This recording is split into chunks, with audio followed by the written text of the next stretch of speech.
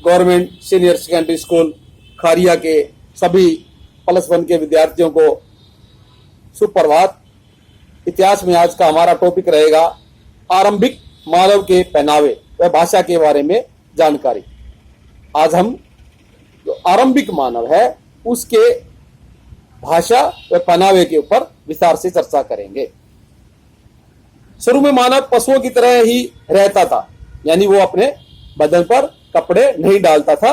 जैसे पशु अपना जीवन निर्वाह करते हैं उसी तरह से मनुष्य भी अपना जीवन निर्वाह करता था। और वो पत्थर के काट करके, पत्थर यानी के जो पहाड़ होते हैं उनके पत्थरों को काट करके उनमें ही निवास करता था। कुछ एक भारी पत्थर अपनी सुरक्षा के लिए उसके दरवाजे यानी गेट के जब उसके मुहाने पे लगा लेता था ताकि कोई जानवर उसके ऊपर हमला ना करे। बाद में यह प्रवृत्ति बदलती गई। संभवतः जलवायु में परिवर्तन के कारण, यानी जलवायु के परिवर्तन के कारण भी इतिहासकार मानते हैं कि यह प्रवृत्ति बदलती गई। सर्दी व धूप जैसे मौसम से मार बचने के लिए वह अपने शरीर पर पशुओं की खाल व छाल पत्तों यानी वृक्ष के पत्तों या मृतक शरीर के छाल को ढकने लगा। कुछ समय के बाद खाल की सिलाई कर करके वस्त्र बनाना सीख लिया। इसके प्रमाण लगभग 21,000 वर्ष पहले के मिलते हैं।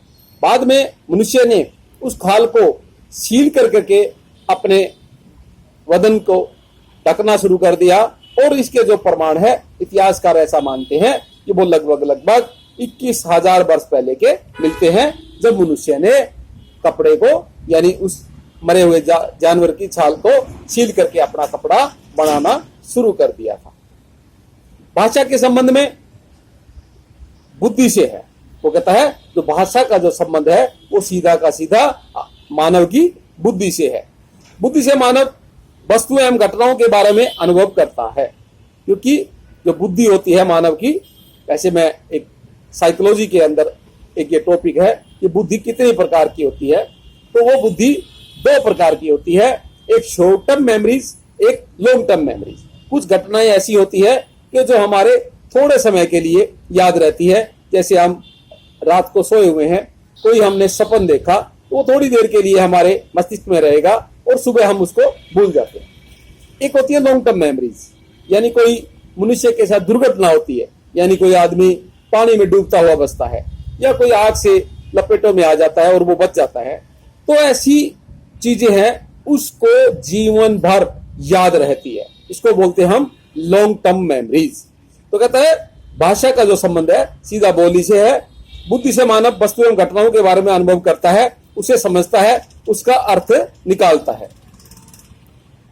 वस्तु में मानव जब सोचने लगा, विचार आगे चलकर शब्दों का रूप धारण करने लगे। जब मनुष्य ने सोचना आरंभ किया तो उसके जो विचार है शब्दों का रूप धारण करने लगे। मानव की बोली बनी, लेकिन यह प्रक्रिया अचानक उत्पत्ति नहीं हुई, इसके लाखों वर्ष लग गए। यानी ये जो भाषा है उसको बनाने में इतिहासकार मानते हैं कि लाखों वर्ष लग गए। भाषा किसी वस्तु या घटना का संकेत होती है। यह संकेत हमारी ज्ञानेंद्री कौन सी होती है? आंख और कान, जिससे हम देखते हैं और सुनते हैं, तो उसको बोलते हैं ज्ञानेंद्री, ज्ञान का केंद्र से मस्तिष्क तक पहुंचते हैं। शुरू में अपने साथी को कुछ बताने के लिए हाथों के संकेत की भाषा रही होगी।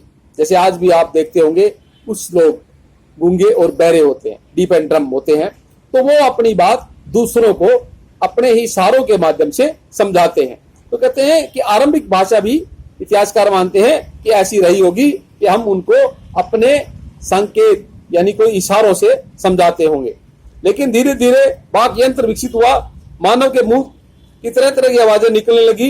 ये आवाजें संकेत बनी। उन्हें मानव देखकर नहीं सुनकर ही समझने लगा, सुनकर ही मानव उसको समझने लगा। इस प्रकार भाषा का विकास हुआ। Thank you.